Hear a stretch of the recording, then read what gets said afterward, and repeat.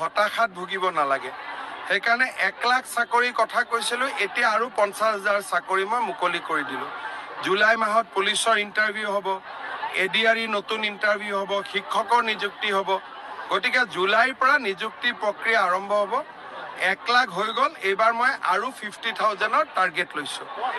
এই 50,000 হৈ যোৱাৰ পিছত যদি 26লৈকে সময় বাকী থাকে তেতিয়াহ'লে আৰু অলপ চাকৰি উলিয়াম চাকৰিটোৱে মেইন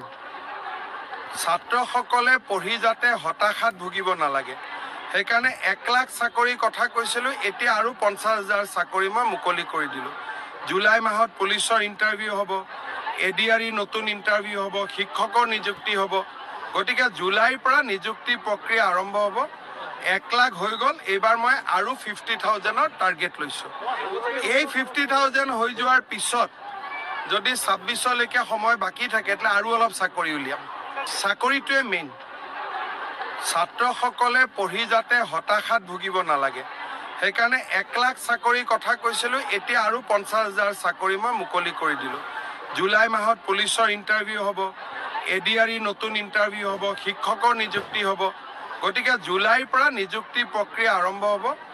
1 লাখ হৈ গ'ল এইবাৰ মই আৰু 50,000ৰ টাৰ্গেট লৈছোঁ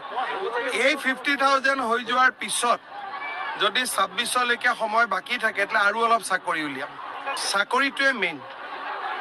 ছাত্ৰসকলে পঢ়ি যাতে হতাশাত ভুগিব নালাগে সেইকাৰণে 1 লাখ চাকৰিৰ কথা কৈছিলোঁ এতিয়া আৰু 50,000 চাকৰি মই মুকলি কৰি দিলোঁ জুলাই মাহত পুলিচৰ ইণ্টাৰভিউ হ'ব এডিআৰই নতুন ইণ্টাৰভিউ হ'ব শিক্ষকৰ নিযুক্তি হ'ব গতিকে জুলাইৰ পৰা নিযুক্তি প্ৰক্ৰিয়া আৰম্ভ হ'ব 1 লাখ হৈ গ'ল এইবাৰ মই আৰু 50,000ৰ টাৰ্গেট লৈছোঁ এই 50,000 হৈ যোৱাৰ পিছত যদি 26লৈকে সময় বাকী থাকে তেতিয়াহ'লে আৰু অলপ চাকৰি উলিয়াম চাকৰিটোৱে মেইন ছাত্ৰসকলে পঢ়ি যাতে হতাশাত ভুগিব নালাগে সেইকাৰণে 1 লাখ চাকৰিৰ কথা কৈছিলোঁ এতিয়া আৰু 50,000 চাকৰি মই মুকলি কৰি দিলোঁ জুলাই মাহত